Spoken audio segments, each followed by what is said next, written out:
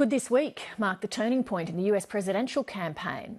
The Republican candidate Donald Trump is reeling after a debate performance that was almost universally panned, and now revelations that he may have used a tax loophole to avoid paying any federal income tax for nearly 2 decades. He's also the target of a devastating new parody on the comedy program Saturday Night Live. The last political skit that had as much traction was Tina Fey's impersonation of Sarah Palin, something that damaged Palin's political aspirations. Shortly, I'll speak to Professor Simon Jackman from the US Studies Centre at Sydney University. But first, a quick look at the latest goings-on in the race for the White House.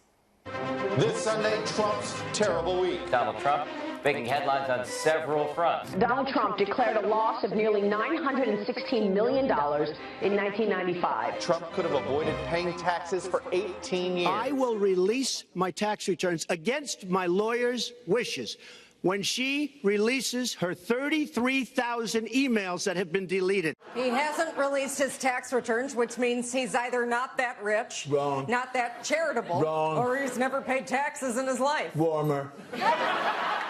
Donald Trump hasn't denied the story. His only comment on Twitter was to say that I know our complex tax laws better than anyone. He's a genius. I mean, the reality is absolute genius. Perfectly legal. We should get that straight immediately. This is a perfectly legal application of the tax code. And he would have been a fool not to take advantage of it. We have massive income and wealth inequality in this country today. Rich are getting richer, almost everybody else is getting poorer. And yet billionaires like Donald Trump are able to manipulate the tax system so that they avoid paying federal income tax. I think it's outrageous. Professor Simon Jackman from the US Studies Centre joins me now. Thanks for coming in. My pleasure. Is the tax revelation a game changer? You know, I tend to think so. It comes at an end of a very bad week for Donald Trump after the debate, after his response to the debate. And this news breaks on the Saturday ahead of that Saturday Night Live skit. It's just starting to pile on a little bit in the United States. The narrative is heading the wrong way. And what he needs to turn that around, what could it be at this point?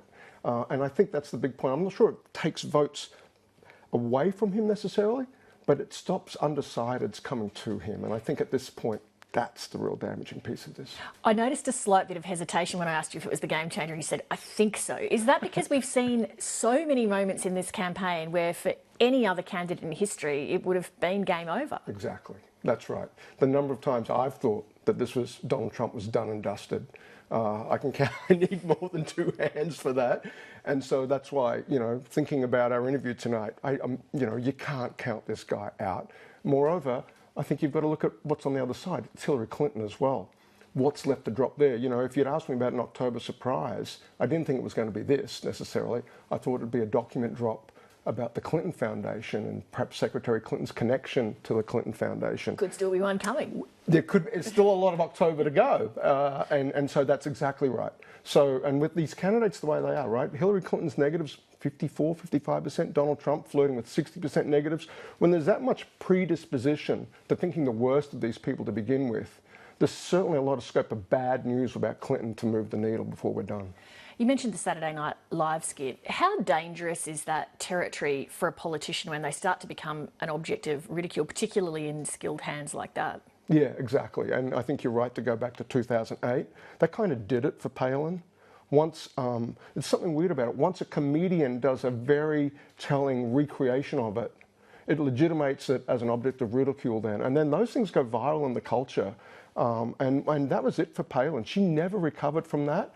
And, you know, you think about it's NBC, the revenge of mainstream media, by the way. It's one of the big TV networks in the United States, produces Saturday Night Live. Their power. That's the other takeaway from this that I've read into from bringing back Alec Baldwin to do a Trump character. And he'll probably keep doing that between now and the election. Big Democrat himself, by the way, unabashed about his politics, and so expect to see more of that before we're done. But see, then the Trump camp might say, oh, this is the elites after Donald Trump again. It's NBC, it's Hollywood, it's New York Times with the tax revelations. Is that argument likely to have much traction, along with this argument that Trump not paying tax actually means he's a genius? Here's the problem. It's almost $1 billion tax loss, right? And sure, it's the New York Times that broke it, and sure, it's New York-centered media that's kicking the story along. Saturday Night Live produced out of New York, but Trump's out of New York. Trump Tower is just around the corner from Rockefeller Plaza. The idea that this is, some sort of, he's buddies with those people, the rest of the time, apart from right now. So Trump is as much of that world as Alec Baldwin is and Tina Fey is at some level. I think the big thing, though, is that this revelation does so much damage to what Trump was trying to accomplish electorally. He was trying to eat away at the Democratic working class, middle class coalition to turn states like Ohio, to turn states like Florida and Pennsylvania. How does this news help that cause? That here's a guy who posted close to $1 billion tax loss, a number that just most people cannot even fathom, that reduces essentially his tax liability potentially over the next 2 decades to zero through the carry forward provisions in the American tax code. That undercuts the narrative that he's there to help working and middle class Americans. And so I think that's the real damage here. We probably haven't had time yet to see that fully start to play out in the polls, but in recent times we have seen it's Clinton ahead of Trump if you look at the aggregate of polls by about 3 to 5%. Yep. How reliable are those polls though? Because you look at what we saw in Europe, even with Colombia today, with the way the vote went there about whether there should be a peace deal with the FARC rebels, it went the opposite way to how the polls were predicting. So how much can we trust these polls in the US? Okay, so at 3 to 5, yeah, you can trust them. I totally believe that. If this were 1 to 2, and now we're into Brexit territory, then I'd start to get a little more dubious. But there's an awful lot of technology being thrown at the American electorate these days from 2000 onwards. Everybody understands it's the swing states that matter. It's not the national polls. I've contributed to this myself, my scholarship back in the States. I think we're in a much stronger place to make predictions about what's likely to happen. Everybody knows what states are going to decide this election. That's where all the polling effort's being produced. I doubt that we're going to have a big upset, particularly if the margins stay where they are. The polls might be off by 1 or 2 points. Even the poll average is not going to be off by 3 to 5 to 6 points. Well, we'll no doubt talk to you again probably before Election Day. Thanks very much, Professor. Look forward to it. Thank you.